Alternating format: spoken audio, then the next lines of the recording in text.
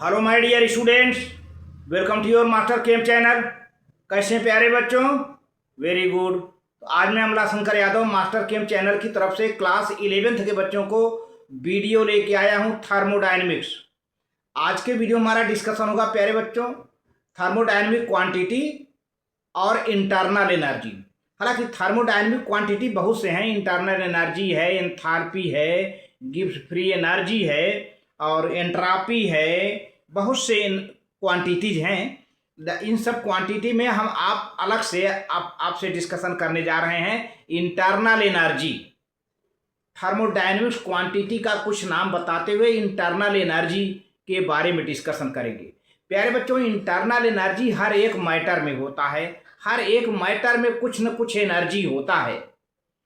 और अब यह इंटरनल एनर्जी इतना डिटेल है होता जा रहा है कि इसके लिए मुझे 2 वीडियो बनाना पड़ रहा है। एक तो आज के वीडियो में आप थर्मोडायनेमिक क्वांटिटी और इंटरनल एनर्जी के बारे में पढ़ेंगे और दूसरे वीडियो में आप इंटरनल एनर्जी वर्क और फर्स्ट लॉ ऑफ थर्मोडायनेमिक्स पढ़ेंगे, क्योंकि इंटरनल एनर्जी और वर्क ये दोनों से बन जाता है क्या? फर्स्ट लॉ ऑफ थर्मोडायनेमिक्स, जो कि energy neither created nor destroyed है ना, लॉ ऑफ एनर्जी कंजर्वेशन से डिपेंड है ना, जिसका डिस्कशन हमारा अगले वीडियो में होगा। लेकिन आज के वीडियो में इंटरनल एनर्जी है प्यारे बच्चों। इंटरनल एनर्जी कई एनर्जी का सम होता है, vibrational energy, rotational energy, chemical bond energy, तो बहुत से एनर्जी, ट्रांसलेशनल एनर्जी, बहुत से एनर्जी का सम होता है इंटरनल एनर्जी, जिसको हम आज डिटेल में आपसे डिस्कशन करेंगे। अब इंटरनल एनर्जी का प्यारे बच्चों किसी किसी किताब में सिंबल कैपिटल ई से है या किसी किसी किताब में कैपिटल यू से है, यू है ना। तो दोनों आपको मैं बताऊंगा, दोनों चीज़ें सेम हैं, बस आप केवल कॉपी कलम लेके बैठ जाओ और एक एक पॉइंट प्यारे बच्चों नोट करना शुरू कर दो। चलते हैं। हाँ तो प्यारे बच्चों, ये क्लास 11th लेक्चर नंबर 6 है, चैप्टर का नाम थर्मोडायनेमिक्स है। तो जो टॉपिक है सम थर्मोडायनेमिक क्वांटिटीज और दूसरा टॉपिक होगा इंटरनल एनर्जी। तो थर्मोडायनेमिक क्वांटिटी प्यारे बच्चों बहुत होते हैं, जिसमें कुछ क्वांटिटी के नाम हमने बता दिया है यहाँ पर। A number of thermodynamic quantities appear during the study of thermodynamics.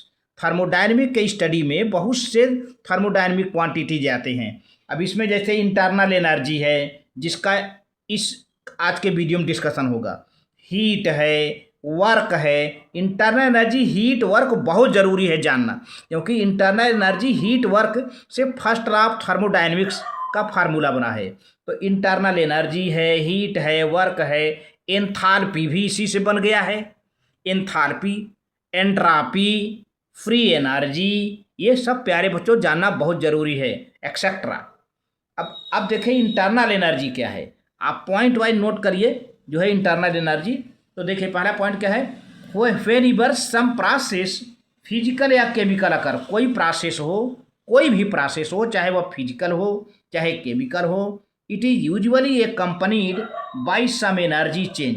तो प्यारे बच्चों, चाहे फिजिकल प्रोसेस हो चाहे केमिकल प्रोसेस हो, वो जो प्रोसेस कंप्लीट होता है तो एनर्जी का चेंज होता है।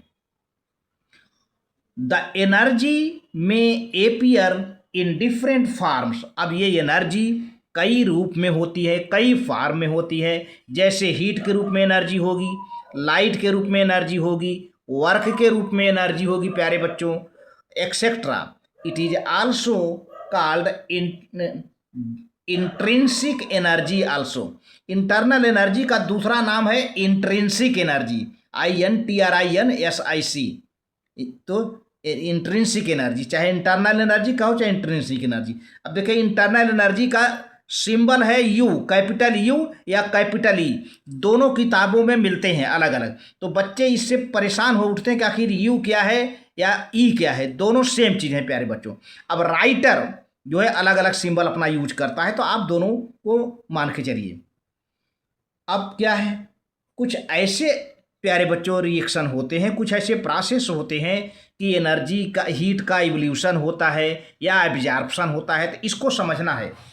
द इवोल्यूशन और absorption of energy in different processes clearly shows that every substance or systems containing one or more substances must be associated with some definite amount of energy।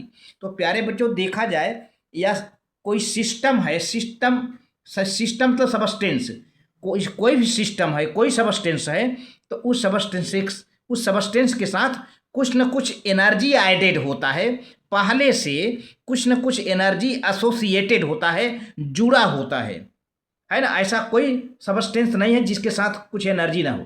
जैसे 10 gram sodium chloride है तो उसमें कुछ न कुछ internal energy है। 20 gram water है तो इसका मतलब कुछ न कुछ उसमें इंटरनल एनर्जी है। तो every substance is associated with some definite amount of energy and that energy is known as internal energy। प्यारे बच्चों तो आप इसको नोट कर लें। फिर द एक्चुअल अगला पॉइंट है। तो जो भी किसी भी मैटर में किसी भी सबस्टेंस में जो एनर्जी एसोसिएट होती है, जुड़ी होती है, उस एनर्जी का नाम इंटरनल एनर्जी है। नाम ही है इंटरनल एनर्जी, ठीक है। The actual value of which depends upon the nature of the substance.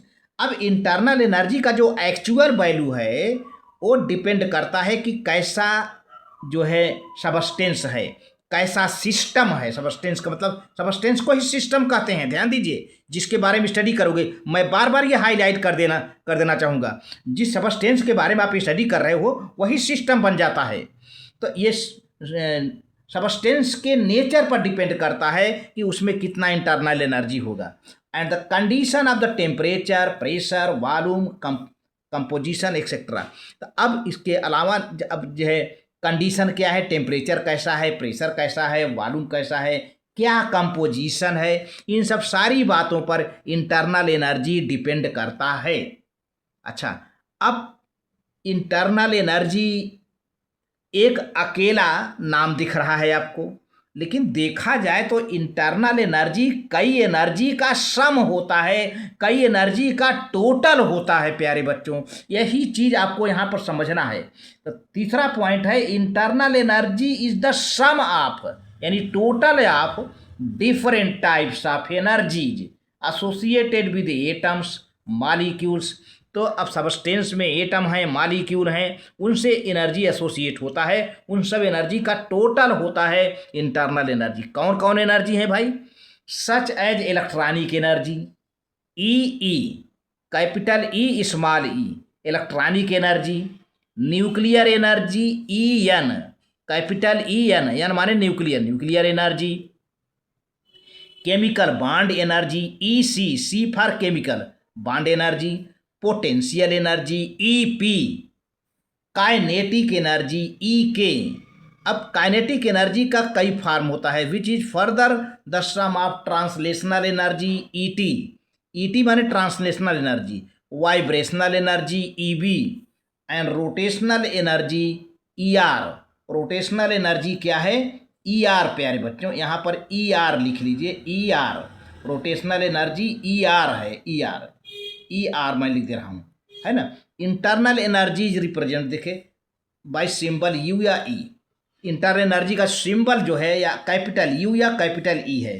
अब देखिए काइनेटिक एनर्जी क्या है? ईटी माने रोटेशनल एनर्जी, ईटी का मतलब रोटेशनल एनर्जी। काइनेटिक एनर्जी अकेले किसका सम होता है? Rotational energy plus EB vibrational energy plus ER rotational energy. अब इंटरनल एनर्जी देखिए क्या है? यू या ई इलेक्ट्रॉनिक एनर्जी, ठीक है। E N nuclear energy, E C chemical bond energy, E P potential energy, E K kinetic energy. अब के जगह पर, काइनेटिक एनर्जी की जगह पर इतना फॉर्म है। काइनेटिक एनर्जी 3 का टोटल होता है, चाहो तो आप तीनों इसको लिख दो, ई के हटा करके प्लस दिस कर दीजिए, या ई के अलग से निकाल ले काइनेटिक एनर्जी, है ना। तो ये पूरा टोटल हो गया, तब जा करके इंटरनल एनर्जी प्यारे बच्चों बनता है ये।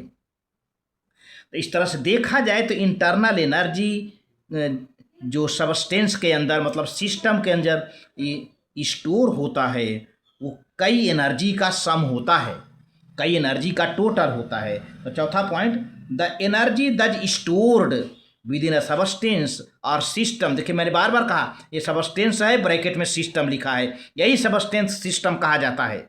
Is called its internal energy.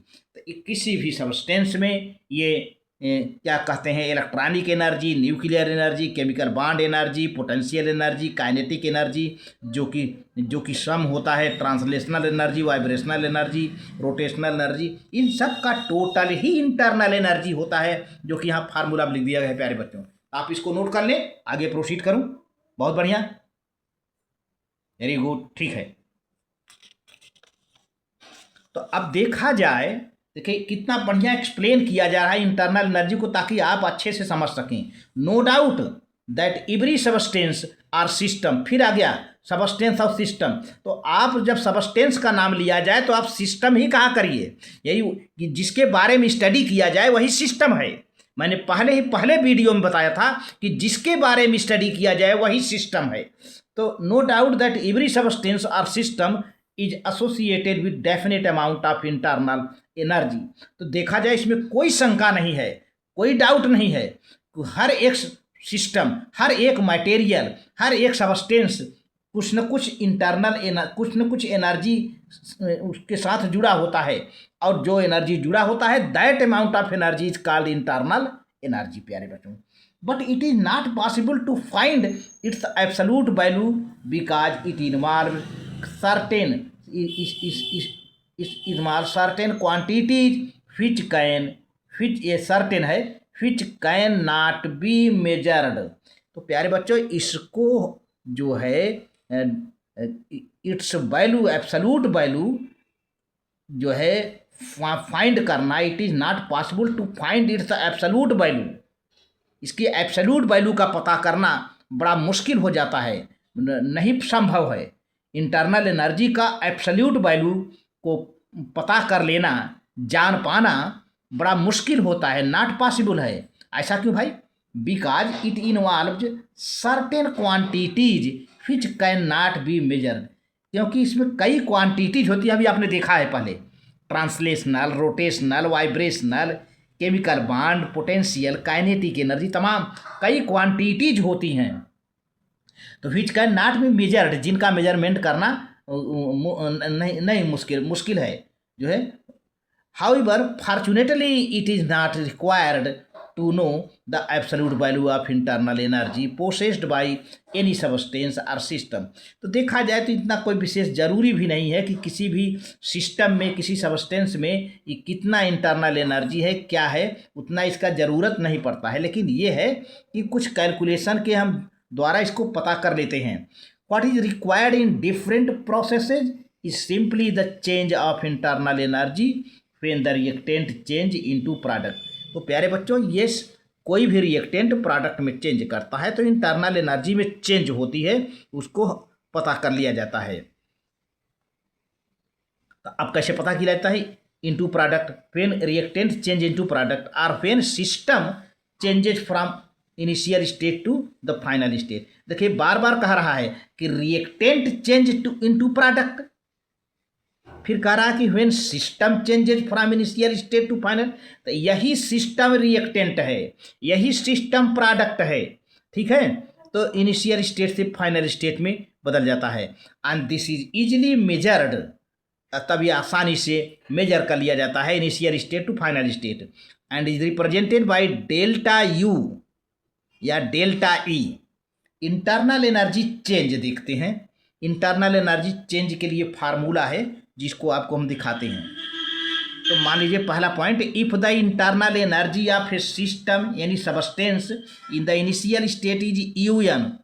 मान लीजिए कि हम किसी भी सबस्टेंस यानी किसी सबस्टेंस का इनिशियल इंटरनल एनर्जी क्या है? U1 है, U1 है या E1, and in the final state it is U2, then the change of the internal energy delta U is given by delta U is equal to U2 minus U1। या ऐसे कर दें कि delta E is equal to E2 minus E1, ऐसे भी निकाल सकते हैं। ठीक है बेटा, तो आप इसको नोट कर लें। बहुत बढ़िया, वेरी गुड। ठीक है। इसी तरह से मान लीजिए प्रोडक्ट है, रिएक्टेंट है, तो ये तो सिस्टम की बात हुई। अगर मान लीजिए प्रोडक्ट है, रिएक्टेंट है, तो उसको क्या करते हैं? Similarly in a chemical reaction की बात किया जाए, अगर केमिकल रिएक्शन, केमिकल थर्मोडायनेमिक्स की बात किया जाए, तो यू आर मतलब internal energy of reactant. U R का मतलब internal energy of reactant. If U R is the internal energy of reactant and UP is the internal energy of product, is the internal energy of the product, then internal energy change delta U is equal to UP minus UR, माने internal energy of product minus internal energy of reactant. ये हो गया प्यारे बच्चों। तो अब यहाँ पर जो चेंज होता है तो इसमें दो बातें होती है, या तो हीट निकलती है या हीट ली जाती है, या तो वर्क सिस्टम पर होता है या सिस्टम सराउंडिंग पर वर्क करता है, या मैटर सिस्टम में जाता है या सिस्टम में से मैटर बाहर निकलता है। तमाम सारी बातें होती हैं। तो देखते हैं third point, the internal energy of the system changes. कब चेंज होता है भाई? ए, हीट पोसेस इन और out of the system. Heat passes in और आउट ऑफ द सिस्टम। जब हीट सिस्टम में पास हो या सिस्टम में से हीट बाहर निकले तब इंटरनल एनर्जी चेंज होगा। Second point, work is done on the system और बाय द सिस्टम। जब सिस्टम पर वर्क हो या सिस्टम के द्वारा वर्क किया जाए, जब सराउंडिंग के द्वारा सिस्टम पर वर्क हो या सिस्टम के द्वारा सराउंडिंग पर वर्क हो तब इंटरनल एनर्जी चेंज होगा। दूसरा कंडीशन। तीसरा कंडीशन कैसे चेंज होगा भाई? Matter enters or leave the system. या तो सिस्टम में मैटर इंटर करे यानी सिस्टम का मास बढ़े या सिस्टम का मास घटे, है ना, तब इंटरनल एनर्जी चेंज होगा। तो इंटरनल एनर्जी चेंज होने के तीन रीजन बताए गए। फिर से रिपीट कर दे रहा हूँ, या तो हीट पास हो सिस्टम में या सिस्टम में से हीट आउट हो। हीट पासेज इन और आउट ऑफ द सिस्टम। या तो work done on the system, या तो सिस्टम पर वर्क हो सराउंडिंग के द्वारा या सिस्टम द्वारा सराउंडिंग पर वर्क हो, या तो फिर मैटर सिस्टम में इंटर करे या सिस्टम में से मैटर बाहर निकले। ये तीन कंडीशन है इंटरनल एनर्जी के चेंज होने का। बहुत इंपॉर्टेंट है ये, आप इसको नोट कर लें। अब ये देखते हैं कि आखिर इंटरनल एनर्जी कब पॉजिटिव होता है, इंटरनल एनर्जी चेंज कब पॉजिटिव होता है, कब निगेटिव होता है। ये बहुत ज़रूरी है साइन को, क्योंकि बच्चे साइन को लेके परेशान होते हैं, चिन्ह को लेके परेशान रहते हैं, जिससे उनका न्यूमेरिकल जो है डैमेज हो जाता है, खराब हो जाता है।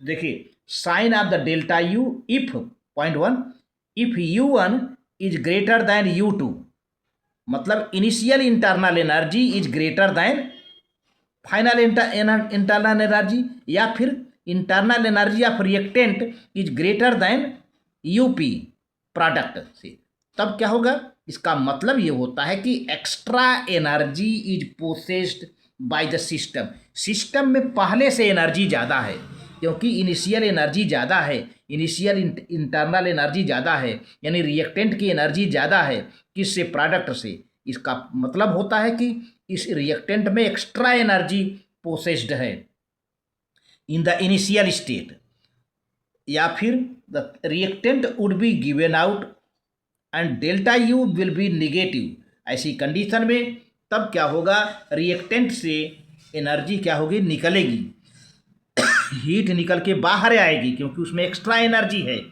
तब चूंकि हीट निकल के बाहर आएगी तब इंटरनल एनर्जी की वैल्यू क्या हो जाएगी? निगेटिव हो जाएगी। डेल्टा यू की internal energy change, delta you की वैल्यू क्या हो जाएगी प्यारे बच्चों? निगेटिव आ जाएगी। यानी सिस्टम में से हीट निकलकर जब सराउंडिंग में आएगी तब इंटरनल एनर्जी चेंज क्या होगा? निगेटिव होगा। सेकेंड कंडीशन देखा जाए, U1 यानी इंटरनल एनर्जी इनिशियल स्टेट का कम हो, इंटरनल एनर्जी फाइनल स्टेट का ज़्यादा हो, या इंटरनल एनर्जी रिएक्टेंट का कम हो, इंटरनल एनर्जी प्रोडक्ट का ज़्यादा हो, तब क्या होगा? इसका मतलब होता है कि रिएक्टेंट ने कुछ एब्जॉर्ब किया, यानी इनिशियल स्टेट में एनर्जी एब्जॉर्ब की गई, तो energy will be absorbed in the process, तब इस प्रोसेस में एनर्जी बाहर से एब्जॉर्ब की जाएगी and the delta U will be positive, यानी internal energy change delta U will be positive. ये कैपिटल लेटर में लिखा है प्यारे बच्चों, आप इसको नोट कर सकते हैं, आप नोट कर लीजिए। बहुत बढ़िया, वेरी गुड। अब देखिए फिफ्थ पॉइंट क्या है कि delta U is negative, it means energy is evolve. वही बात फिर से दोहराई जा रही है। डेल्टा यू निगेटिव आ रहा है, मतलब डेल्टा यू का मतलब क्या, इंटरनल एनर्जी चेंज की वैल्यू निगेटिव आ रही है। इसका मतलब क्या समझा आपने कि energy is evolved in the surrounding by the system. अगर मान लीजिए डेल्टा यू की वैल्यू पॉजिटिव आ रही है, इंटरनल एनर्जी की वैल्यू पॉजिटिव आ रही है, इसका मतलब होता है एनर्जी इज एब्जॉर्ब्ड। अब ये एनर्जी प्यारे बच्चों दो तरीके से, एक तो सीजीएस यूनिट में, दूसरा एसआई यूनिट में। एसआई यूनिट में जूल होता है, सीजीएस यूनिट में प्यारे बच्चों एनर्जी का जो यूनिट होता है अर्ग होता है। ये आप नहीं जानते हैं, इसको नोट कर लीजिए, क्योंकि बच्चे अर्ग और जूल जो है कैसा रहता है, बिना यूनिट का ध्यान दिए कैलकुलेशन शुरू कर देते हैं। तो 1 जूल इज इक्वल टू 10⁷ अर्ग्स। तो 1 joule that is SI unit, और अर्ग क्या है, सीजीएस यूनिट, सीजीएस यूनिट है। अब ये 6 पॉइंट है, the internal energy depends upon the quantity of the substance. मैंने पहले बता दिया था, क्वांटिटी नेचर जो है, hence it is an extensive property. तो इंटरनल एनर्जी एक्सटेंसिव प्रॉपर्टी है। एक्सटेंसिव प्रॉपर्टी हमने अलग से डिटेल किया है कि एक्सटेंसिव प्रॉपर्टी क्वांटिटी पर डिपेंड करता है, माइक्रोस्कोपिक प्रॉपर्टी पर डिपेंड करता है। तो जो है चूंकि इंटरनल एनर्जी डिपेंड करता है क्वांटिटी पर, सिस्टम के क्वांटिटी पर, मतलब सबस्टेंस के क्वांटिटी पर डिपेंड करता है। इसका मतलब इंटरनल एनर्जी कैसा प्रॉपर्टी हुआ, एक्सटेंसिव प्रॉपर्टी हुआ। The internal energy of the ideal gases is a function of temperature only, hence in isothermal process as the temperature remains constant there is no change in the internal energy. अगर isothermal process है, ideal gas की माने, ideal gas की बात करें और isothermal process हो तो जो है टेम्परेचर कांस्टेंट होता है। और इंटरनल एनर्जी प्यारे बच्चों टेम्परेचर पर ज़्यादा डिपेंड करता है। Internal energy of ideal gases is a function of temperature only. Temperature है ना, टेम्परेचर फंक्शन है। तो इस अब अगर हम आइसोथर्मल बात करें तो आइसोथर्मल में तो टेम्परेचर कांस्टेंट रहेगा। तो ऐसी हालत में क्या होगा, there is no change in the internal energy. जब टेम्परेचर ही चेंज नहीं होगा तो इंटरनल एनर्जी भी चेंज नहीं होगा, यानी डेल्टा यू इजकल टू 0 या डेल्टा ई इजकल टू 0 दोनों सेम है। जो लास्ट पॉइंट बताया जा रहा है प्यारे बच्चों, internal energy is a state function. देखिए इंटरनल एनर्जी से किसी सिस्टम का स्टेट बनता है। मान लीजिए शुरू में सॉलिड स्टेट है, बाद में गैसियस स्टेट बन गया। इंटरनल एनर्जी इनिशियल स्टेट में सिस्टम लिक्विड स्टेट में था, इनिशियल स्टेट में सिस्टम लिक्विड स्टेट में था, तो फाइनल स्टेट में इंटरनल एनर्जी चेंज होने की वजह से सॉलिड स्टेट में चला गया। तो आखिर किसके बदलने से, इंटरनल एनर्जी के चेंज होने से स्टेट बदल गया। इसका मतलब होता है कि इंटरनल एनर्जी एक स्टेट फंक्शन है, that is depends on upon the state of the system, यानी टेम्परेचर, प्रेशर एक्सेट्रा। सिस्टम का स्टेट क्या है, यानी सबस्टेंस का टेम्परेचर कैसा है, प्रेशर कैसा है, इन सब सारी बातों को देखते हुए उसके स्टेट को डिसाइड कर लिया जाता है प्यारे बच्चों। तो आज के वीडियो में बस इतना ही, आप नोट कर लें। Very good, very good.